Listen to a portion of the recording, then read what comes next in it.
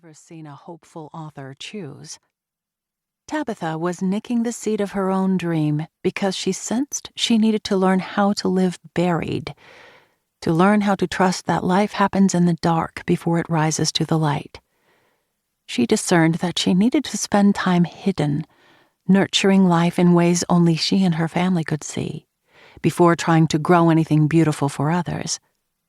The day Tabitha deleted her accounts was the day I decided she will always be someone with wisdom I want to hear. And now, years of friendship later, I know that she did it because she was letting the woundings in her life become like the scar to the seed. The start of something stunning for more than herself. The book you are holding in your hands is the bouquet of flowers Tabitha let grow from the scars in her story.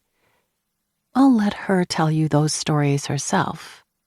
But for now, I hope you'll hold out your hand and imagine that the most painful pieces of your story might just be the start of something stunning, too. K.J. Ramsey, licensed therapist, author of This Too Shall Last, The Lord Is My Courage, and The Book of Common Courage. Introduction. For most of my life, I didn't have any pictures of myself as a baby. When I was only 5 years old, sometime after my mom divorced my biological father, he discarded whatever memories we had. I would never see those photos again. Like I'd never see him again. I had been abandoned. Like any other little girl might, I felt my dad's absence acutely. But more troubling than what he took away was what he left behind. Unseen wounds. His absence marked me. And while it would be years before I understood the extent of the damage his leaving would do, I learned quickly that when someone you love turns their back on you, it can forever shape everything you believe. Our past inevitably informs our present, and if we let it, the past can shape our future too. The wounds that went unnoticed during my childhood refused to stay hidden in adulthood. It was unavoidable. The ache of rejection lurked behind every relationship and opportunity.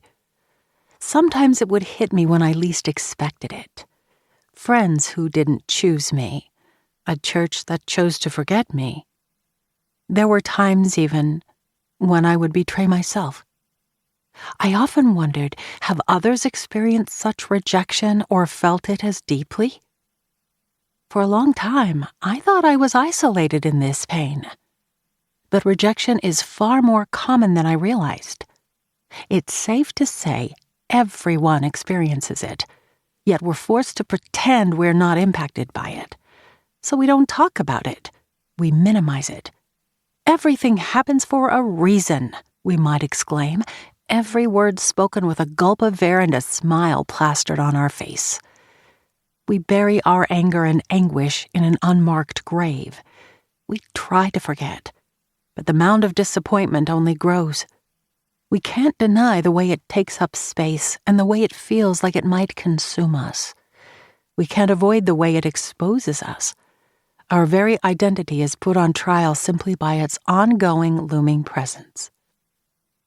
In this way, rejection almost always feels like certain death. It's no wonder we sometimes crumble under the weight of its aftermath, or in anticipation of our encounter with it. We worry about what might be left once we've pulled the remnants from rejection's ruins. Nothing goes untouched. Whether we like it or not, rejection changes us. Its roots dig deep, jeopardizing any possibility of natural growth, or often, healthy and sustainable relationships. It attempts to build barriers between God and us, preventing us from connecting with God in the way God originally designed. While it's unlikely that you have experienced rejection exactly as I have, we both know its pain, its seemingly indelible impact, and the debris it leaves.